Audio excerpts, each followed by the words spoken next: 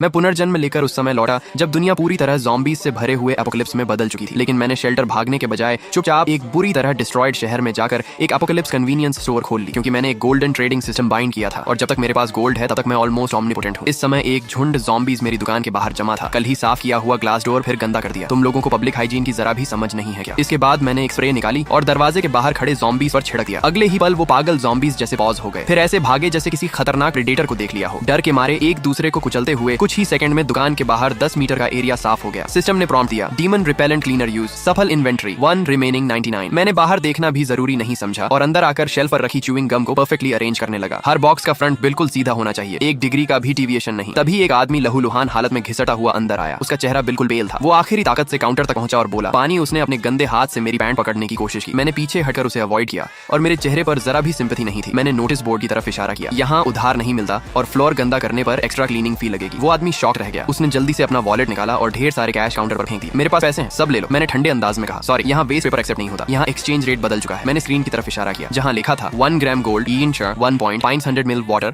5 points, instant noodles, 10 points, basic antibiotic, 50 points. वो आदमी shock हो गया। एपोकलिप्स के 7वें दिन तक लोग ब्रेड और पानी के लिए लड़ रहे थे। गोल्ड को लोग कचरा समझकर फेंक रहे थे। उसने तुरंत अपनी गोल्ड चेन उतारकर काउंटर पर रखी। वो उसकी शादी की निशानी थी। मैंने उसे इलेक्ट्रॉनिक स्केल पर तौला। 24 के गोल्ड, 52 ग्राम, 10% फी के बाद 46.8 पॉइंट्स। मैंने कहा 5 पॉइंट क्लीनिंग फी के बाद तुम्हारे पास 41.8 पॉइंट्स बचे हैं। मैंने उसे पानी, एड्रेनालिन कैप्सूल और सॉसेज दिया। उसने तुरंत कैप्सूल खाया और पानी पिया। कुछ ही सेकंड में उसका ब्लीडिंग रुक गया। उसका चेहरा लाल हो गया। उसने मुझे डर और लालच भरी नजरों से देखा। तुम कौन हो? मैंने शांत आवाज में कहा, मैं सिर्फ एक कैशियर हूँ, अब बाहर जाओ, नेक्स्ट कस्टमर आने वाला है। वह आदमी बाहर गया और देखा ज़ॉम्बीज फिर से जमा हो रहे हैं और इस बार कुछ हथियार लिए लोग भी थे। उनका लीडर दाओ जी था। वो अंदर आया और सामान लूटने लगा। मैंने कहा डैमेज फी 165 पॉइंट्स, गोल्ड में पेमेंट करो। वो हंसने लगे। तभी सिस्टम ट्रिगर हुआ। Violent behaviour detected, punishment initiated. छत से एक हिडन डिवाइस एक्टिवेट हुआ और एक भयानक ग्रेविटी फोर्स ने सबको जमीन पर गिरा दिया। वो हिल भी नहीं पा रहे थे। मैंने काल्मली उनका गोल्ड टीथ और वैल्यूएबल्स स्कैन करके कॉन्फिस्केट कर लिया। फिर मैंने स्नैप किया और वो सब बाहर फेंक दिए गए जहां ज़ॉम्बीज ने उन्हें घेर लिया। अगली सुबह मैं दुकान में बैठा था। सिस्टम दिखा रहा था 58 गोल्ड पॉइंट्स कलेक्टेड अपग्रेड के लिए, 1000 चाहिए। तभी एक स्कूल गर्ल अंदर आई। उसका नाम सुज़ैज़ाई था। उसने बैग खोला जो गोल्ड ज्वेलरी से भरा हुआ था। मैंने तुरंत कहा ये वीआईपी कस्टमर है, उसके पास 3,157 पॉइंट्स बने। उसने फूड और वेपन मांगा। मैंने उसे एक स्पेशल आइटम दिया, साइलेंट फ्राइंग पैन, जिसकी कीमत 5 पॉइंट्स थी। मैंने उसे दिखाया कि इससे मारने पर कोई आवाज नहीं आती, चाहे ज़ॉम्बी का सिर ही क्यों ना हो या किसी चीज पर जोर से वार किया जाए तब भी बिल्कुल साउंड नहीं निकलती, सिर्फ वाइब्रेशन महसूस होती है। यही इसकी सबसे खतरनाक एबिलिटी है, क्योंकि इससे तुम बिना नॉइज के ज़ॉम्बीज को खत्म कर सकती हो और दूसरे एनिमीज को अलर्ट नहीं करोगे। इस फैन की ड्यूरेबिलिटी भी बहुत हाई है और ये आसानी से डैमेज नहीं होता। क्लोज कॉम्बैट में ये बेहद इफेक्टिव वेपन है। मैंने उसे समझाया कि अगर सही तरीके से यूज किया जाए तो ये किसी भी हेवी वेपन से कम नहीं है। सुज़ैज़ाई थोड़ी देर तक शॉक रही, लेकिन उसकी आंखों में एक्साइटमेंट साफ दिख रही थी। उसने तुरंत डील एक्सेप्ट कर ली और अपने पॉइंट से फूड और ये वेपन खरीद लिया। दुकान के अंदर सिस्टम की बीप आवाज लगातार आती रही और मुझे समझ आ गया कि ये ऐप का